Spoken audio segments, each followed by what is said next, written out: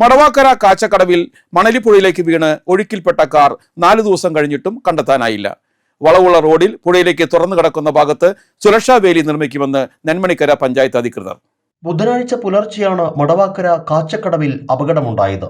ചാവക്കാട് മന്ദലാംകുന്ന് സ്വദേശി സിനാൻ ഓടിച്ചിരുന്ന ഇലക്ട്രിക് കാറാണ് പുഴയിലേക്ക് മറിഞ്ഞത്. ആലുവയിലെ സ്വകാര്യ കോളേജിലെ LLB വിദ്യാർത്ഥിയായ സിനാൻ ആലുവയിലേക്ക് പോകും വഴിയാണ് അപകടമുണ്ടായത്. ഗൂഗിൾ മാപ്പ് പിന്തുടർന്ന് സഞ്ചരിച്ചിരുന്ന കാർ വളവുള്ള ഭാഗത്ത് വെച്ച് നിയന്ത്രണം വിട്ട് പുഴയിലേക്ക് തെന്നി നീങ്ങുകയായിരുന്നു. സിനാൻ ഡോർ തുറന്ന് ചാടിയിറങ്ങി രക്ഷപ്പെട്ടെങ്കിലും കാർ ഒഴുക്കിൽപ്പെട്ട് കാണാതായി. തുടർന്ന് പുതുക്കാട് അഗ്നിരക്ഷാസേനയും സ്കൂബ ടീമും ചേർന്ന് കാറിനായി തിരച്ചിൽ നടത്തിയെങ്കിലും ശക്തമായ ഒഴുക്ക് പ്രതിസന്ധിയായി. ഇനി വെള്ളത്തിന്റെ ഒഴുക്ക് കുറഞ്ഞാൽ മാത്രമേ തിരച്ചിൽ തുടരാനാകൂ.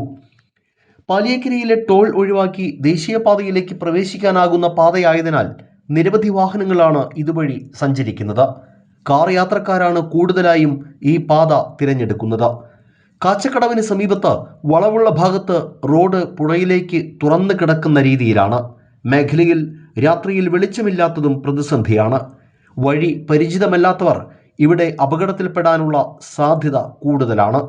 അപകടത്തിന്റെ പശ്ചാത്തലത്തിൽ കാച്ചക്കടവിൽ റോഡ് പുഴയിലേക്ക് തുറന്നു കിടക്കുന്ന ഭാഗത്ത് അടിയന്തരമായി സുരക്ഷാ വേലി നിർമ്മിക്കുമെന്നും അപകട മുന്നറിയിപ്പ് ബോർഡ് സ്ഥാപിക്കുമെന്നും പഞ്ചായത്ത് പ്രസിഡന്റ് VT വിജയലക്ഷ്മിയും വാർഡ് മെമ്പർ ശ്രീനാഥും പറഞ്ഞു.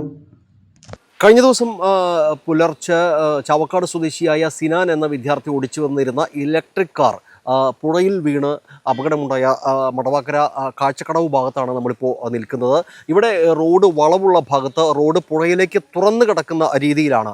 ദേശീയപാതയിലേക്ക് ടോൾ ഒഴിവാക്കി പോകാനായി നിരവധി വാഹനങ്ങൾ ആശ്രയിക്കുന്ന ഒരു റോഡാണിത്.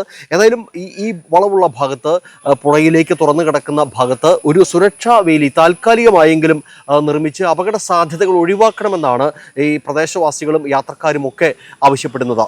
ക്യാമറമാൻ നന്ദുവിനൊപ്പം ആൻഡോ കല്ലേരി, NCTV ന്യൂസ്, പുതുക്കാട്.